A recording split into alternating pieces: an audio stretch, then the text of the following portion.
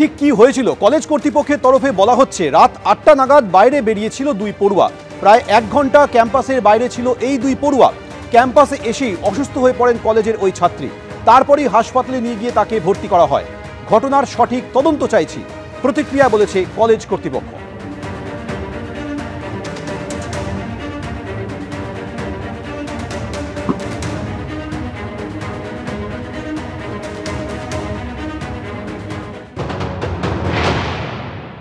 মেয়েটি সুস্থ থাকুক, মেয়েটি শারীরিক এবং মানসিক দুটো দিকই আমাদের দেখা দরকার। আমরা সেটাই চেষ্টা করছি। আমাদের হসপিটালের প্রতিটি ডাক্তার, আমাদের প্রফেসররা, সবাই ফ্যাকাল্টি, সবাই সেটাই চেষ্টা করছে। ছেলেটি এই মুহূর্তে এটা যেহেতু আমরা মানে ওনারাও জানিয়েছেন, মেয়েটিও জানিয়েছে অথরিটিকে, পুলিশকে। পুলিশ ইনভেস্টিগেশন করছে নিজের মতন। আমরা সহযোগিতা করছি, সহযোগিতা করব।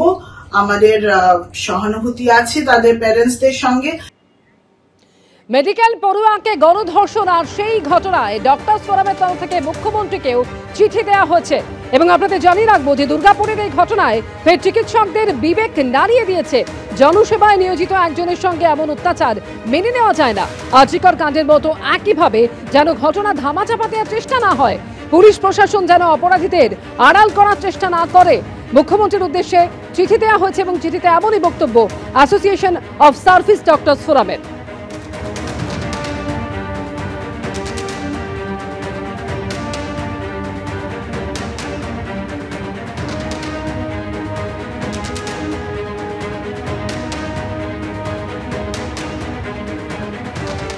দ্বিতীয় বর্ষের ডাক্তারি পড়ুয়াকে গণধর্ষণের অভিযোগ উঠেছে, আর তারপর রিপোর্ট চেয়ে পাঠালেন স্বাস্থ্য শিক্ষা অধিকর্তা। বেসরকারি মেডিকেল কলেজের কাছ থেকে রিপোর্ট চাইলেন স্বাস্থ্য শিক্ষা অধিকর্তা। দুর্গাপুরে বেসরকারি মেডিকেল কলেজের দ্বিতীয় বর্ষের ডাক্তারি পড়ুয়াকে গণধর্ষণের অভিযোগ উঠেছে।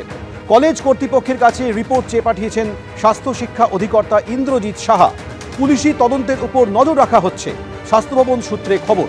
বেসরকারি মেডিকেল কলেজ কর্তৃপক্ষকেও দ্রুত রিপোর্ট দিতে বলেছে স্বাস্থ্য ভবন।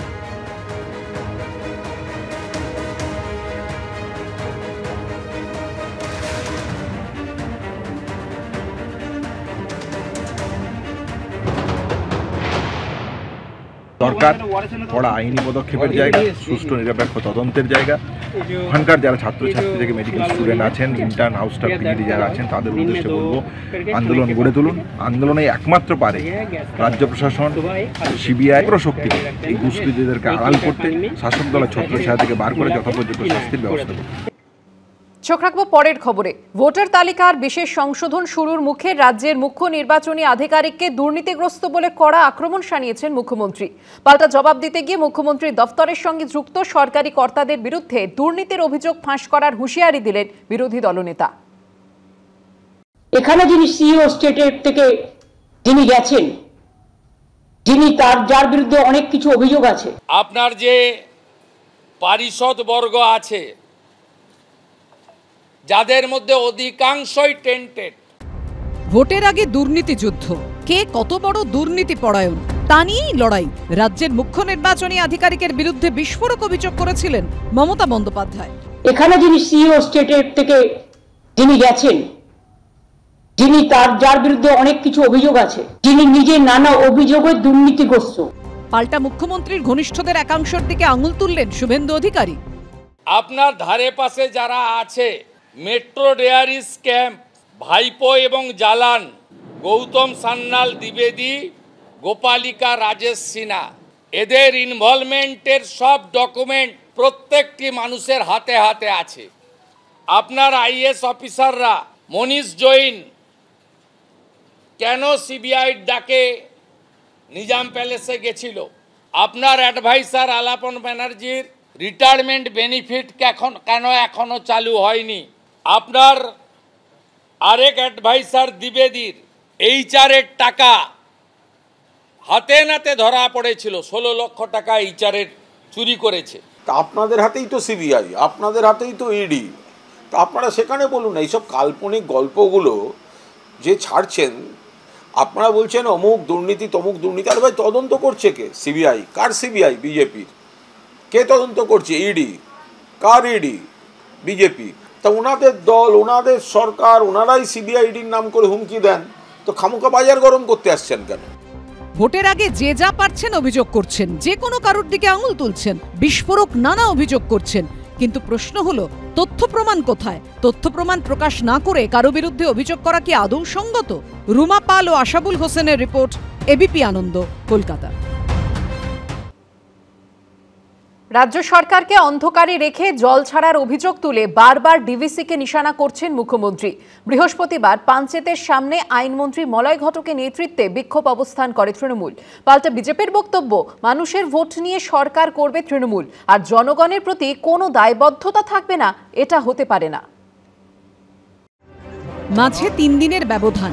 মাইথানের পর এবার ঝাড়খণ্ডে ডিভিসির পাঞ্চেত ড্যামের কাছে বিক্ষোভ দেখালো তৃণমূল।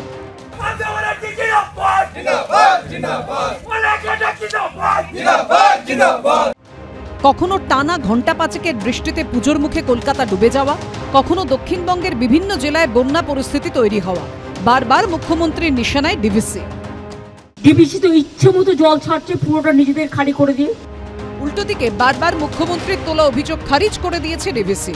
সূত্রের খবর, বর্তমানে ডিভিসির যে বোর্ড রয়েছে সেখানে পশ্চিমবঙ্গের তরফে রয়েছেন রাজ্যের বিদ্যুৎ সচিব শান্তনু বসু। অন্যদিকে 8 সদস্যের Damodar valley river regulatory committee বা ডিভিআরআরসিতে রাজ্য সেচ দপ্তরের চিফ ইঞ্জিনিয়ার রয়েছেন। ডিভিসির তরফে দাবি, জল ছাড়ার 12 ঘন্টা আগে জলাধারের পরিস্থিতির বিস্তারিত তথ্য দিয়ে তারপর জল ছাড়ার प्रक्रिया शुरू হয়। कोई भी रिलीज में चेंज होता है, बढ़ना या घटना, वो सारे मैसेज हम लोगों का कॉमन एक ईमेल है जिसमें हम वो उनको कम्युनिकेट करता है। तो हम लोग का एक व्हाट्सएप ग्रुप भी है। उस व्हाट्सएप ग्रुप में वो हम लोग हमारे साथ चैट में डिस्कशन में इन्वॉल्व होते हैं कि आप इतना पानी छोड़ रहे हैं, कब छोड़ रहे हैं, क्यों छोड़ रहे हैं, नहीं छोड़ना चाहिए, छोड़ना चाहिए। কিন্তু এরপরও ডিভিসির ওপর ক্রমশ চাপ বাড়াচ্ছে তৃণমূল। শুক্রবার আইনমন্ত্রী মলয় ঘটকের নেতৃত্বে ঝাড়খণ্ডে পাঞ্চেত বাঁধের কাছে ডিভিসির অফিসের কাছে বিক্ষোভ দেখায় তৃণমূল। ডিভিসির যে বাঁধ আজকে তাই পশ্চিমবঙ্গের মানুষের কাছে ত্রাসে পরিণত হয়েছে। আজকে আমরা যে ধর্ণা এখানে করছি, ডিভিসি কর্তৃপক্ষকে সতর্ক করতে এসেছি, যদি আপনারা রাজ্য সরকারের সাথে পরামর্শ করে জল না ছাড়েন তাহলে কিন্তু আগামী দিনে এই একদিনের কর্মসূচি নয়, আমরা লাগাতার কর্মসূচি করে আপনাদের এই অফিসের সামনে বসে আমরা কিন্তু প্রতিবাদ সভা, যে আমাদের সেই প্রতিবাদ সভা চলবে। এর আগে চলতি সপ্তাহে সোমবার মাইথানে আইনমন্ত্রী মলয় ঘটকের নেতৃত্বে ডিভিসির দপ্তরের সামনে প্রায় 3 ঘন্টা বিক্ষোভ অবস্থান করে তৃণমূল। তারপর এদিন বিক্ষোভ হলো ঝাড়খণ্ডের পাঞ্চেতে। বাংলার মানুষ আপনাকে ভোট দিয়ে আপনাকে সরকার গঠন করতে সাহায্য করছে, আর বাংলার মানুষ জলে ভেসে যাবে, ম্যানহোলে পড়ে যাবে, ফ্লাডে ত্রাণ পাবে না, এটা তো চলতে পারে না। যে কোনো এক সরকার আসবে, তাকে অ্যাকাউন্টেবল হতে হবে। প্রতি বর্ষায় ডিভিসির ছাড়া জলে প্লাবিত হয় দক্ষিণবঙ্গের একটা বিস্তীর্ণ অংশ। তারপরই জল ছাড়া নিয়ে ডিভিসির সঙ্গে সংঘাত শুরু হয়ে যায় রাজ্য সরকারের। ওদিকে ব্যারাজের লক গেট খোলে, আর এদিকে আটকানো যায় না দুপক্ষের বাগযুদ্ধের লক গেটকে। গত বছরে এই সংঘাত চরমে উঠেছিল। ম্যানমেড বন্যার অভিযোগ তুলে ডিভিসির সঙ্গে সম্পর্ক ছিন্ন করারও হুঁশিয়ারি দিয়েছিলেন মমতা বন্দ্যোপাধ্যায়। এবার সংঘাত আরও চরমে উঠেছে। এবিপি আনন্দ।